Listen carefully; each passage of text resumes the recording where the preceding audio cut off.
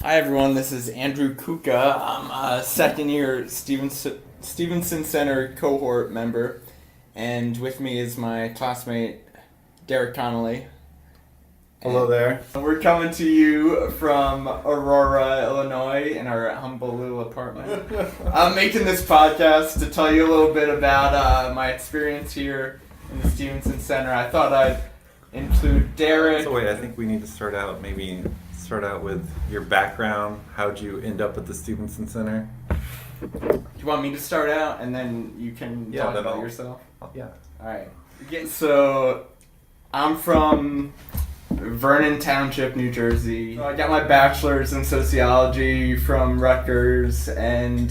Real quick, you graduated from Rutgers, and then what was your next move? You went directly into AmeriCorps. Right after college, I joined AmeriCorps NCCC, and that stands for the National Civilian Community Corps.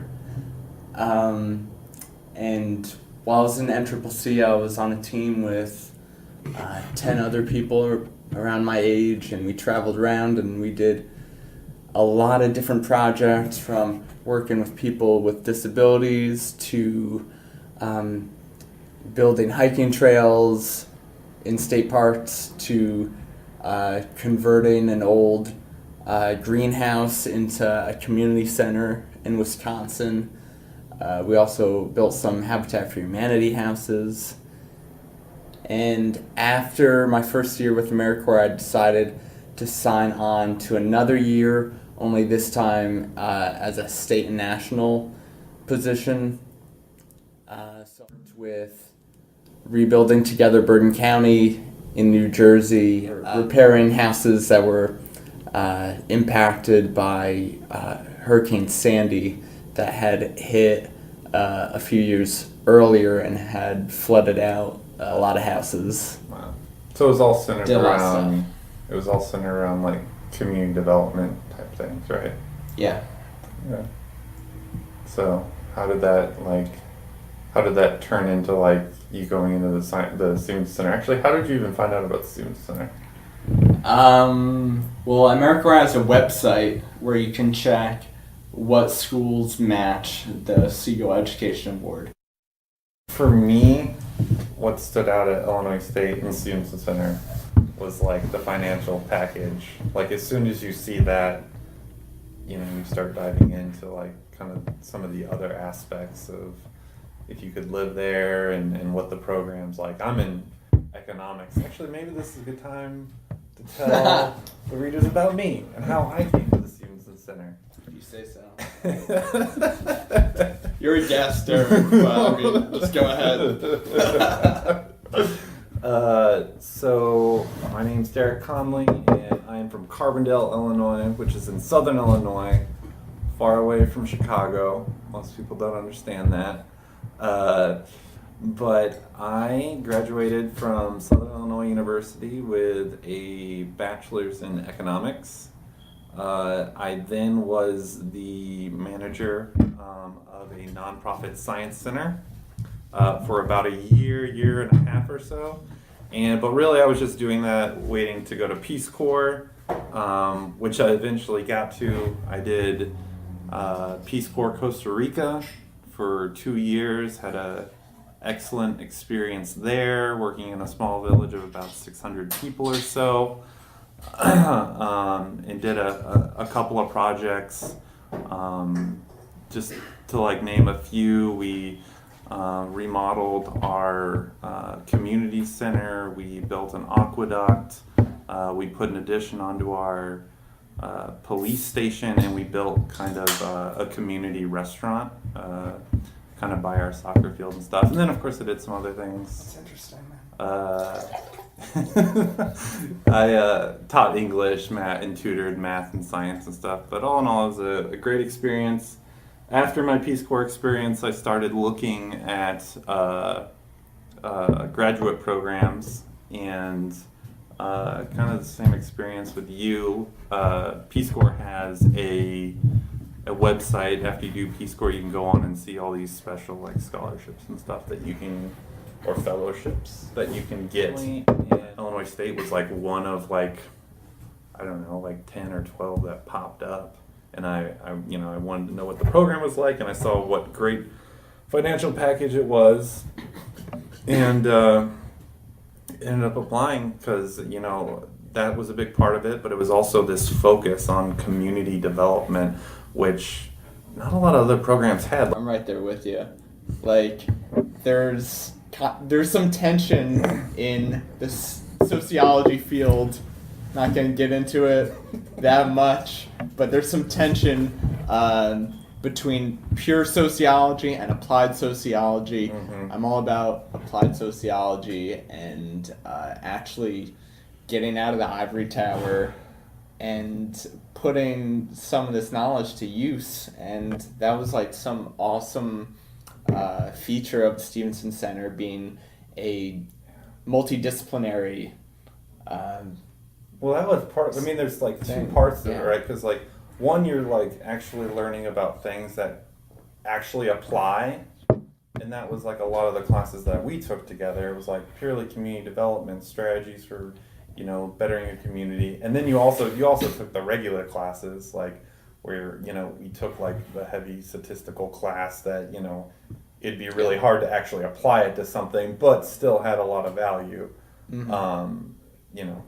Learning some of those skills and stuff. But anyway, so you'd be sitting in a class, and especially like for economists, I always felt like we always just like our personalities even like aligned with that, where we would always look at numbers and what did the numbers tell us.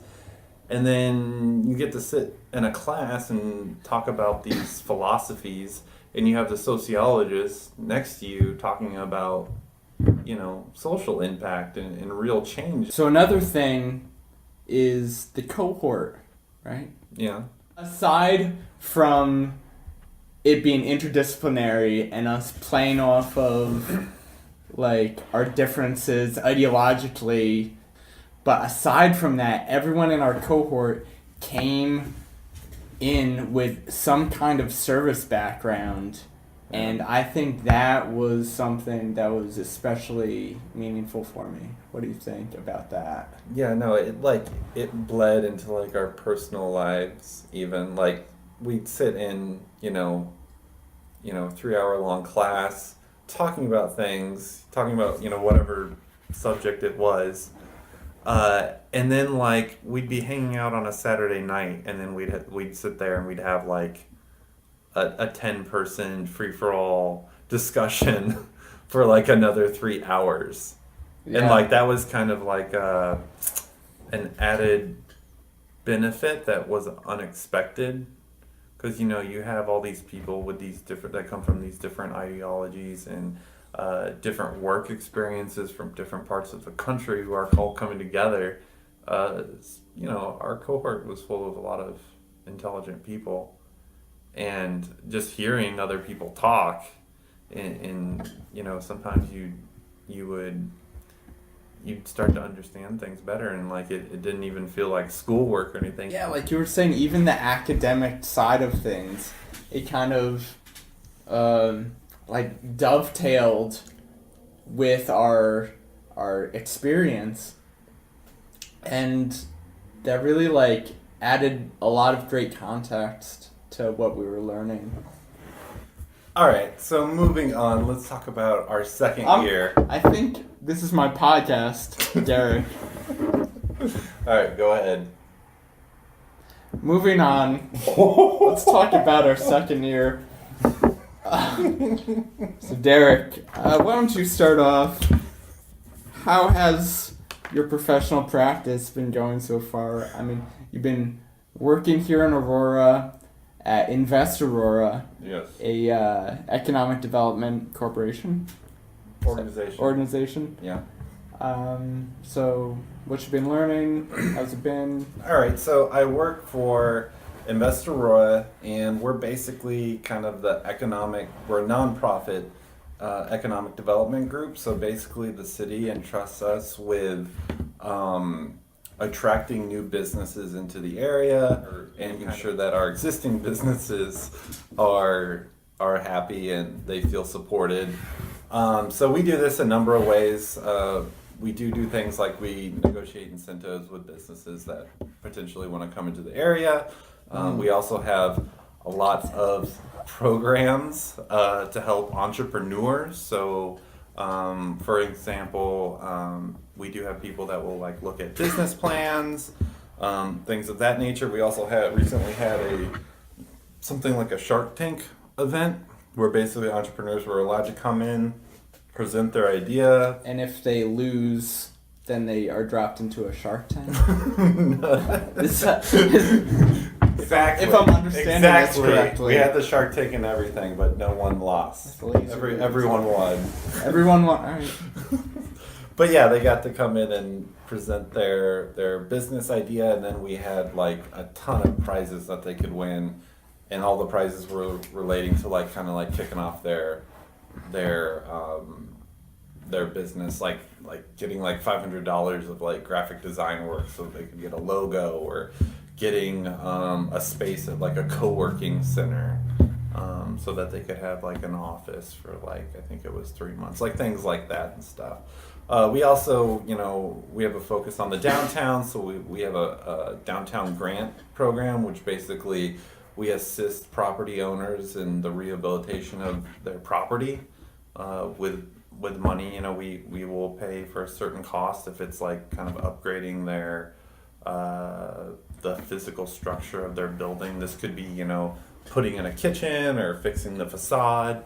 Our grants on that range from like $2,000 all the way up to like $100,000. So yeah, you're working on a lot of different projects. A lot of different. Right. We just started a revolving loan fund, which is great. So it's a way of kind of giving loans to people who wouldn't ordinarily get them. Mm-hmm. I also do a lot for me personally. This is just I handle our social media and our website, which at first when I heard like I was going to start doing that, I was kind of bummed. But then like once you get why were you bummed?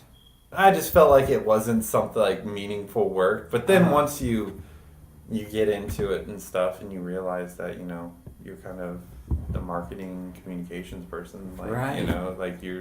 It's a big deal. You need to make sure people know about these programs and make sure people know about what's going on in the community. So that's what we do, and that also counts for like I also write like press releases sometimes, and when we want like a story to go out so that the people can hear about what's going on with a particular piece of property and things like that. But yeah. Anyway, to you live in Aurora, which is 60 miles west of Chicago. It's like 30. Okay, 30. All right. Yeah, you're right. It's like 30. But work in Chicago. How's your experience going?